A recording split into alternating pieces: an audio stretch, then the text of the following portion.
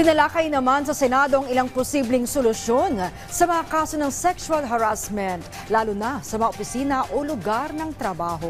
Yan ang ulat ni Daniel Manalastas. Sa pagpapatuloy ng pagdinig ng Senate Committee on Public Information and Mass Media tungkol sa mga aligasyon at reklamo ng umano'y sexual harassment sa ilang TV networks, sumentro ngayon ang usapin tungkol sa sexual harassment.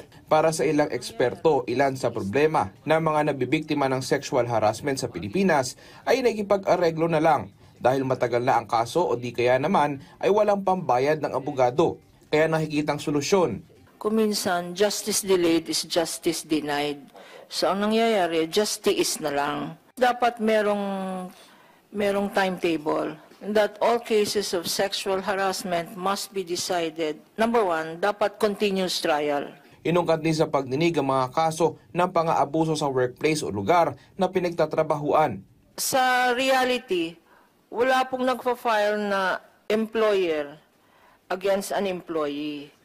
Lalo na pag sexual harassment ang pinag-uusapan, kasi yung employer na nagpapaharas sa employee, ang tawag po doon ay important thing ay tanungin ano yung feeling nung recipient nung overt act ng sexual harassment. Yung po yung pinoprotektahan po natin dito kung ano po yung naranasan ng isang individual dahil po dun sa kagagawan ng katrabaho po niya. Para naman sa mga mag-asawa, paalala ni Kapunan, mahalaga pa rin ang respeto sa isa't isa. Yung no means no applies to both genders. So pag sinabi ng husband, no, hindi siya pwedeng i-force nung asawa. Counseling po ang kailangan. Kailangan po ng mga ganyan. Ang counseling, magdasal na lang kayo.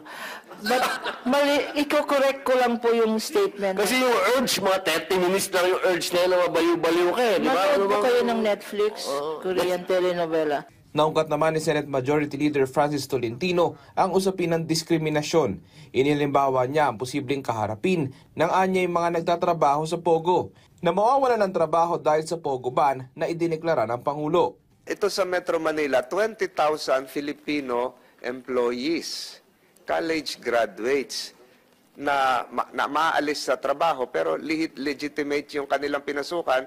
Paglipat mo ng trabaho, mag-a-apply ka, titingnan yung resume mo, former employer, ang pinagtrabahuhan mo ay Pogo. Paano ka naman tatanggap? This is part of our employment facilitation program where employees are referred to potential employers. Ang programa po namin is to facilitate them from one employment to another. Daniel Manalastas para sa Pambansang TV sa Bagong Pilipinas.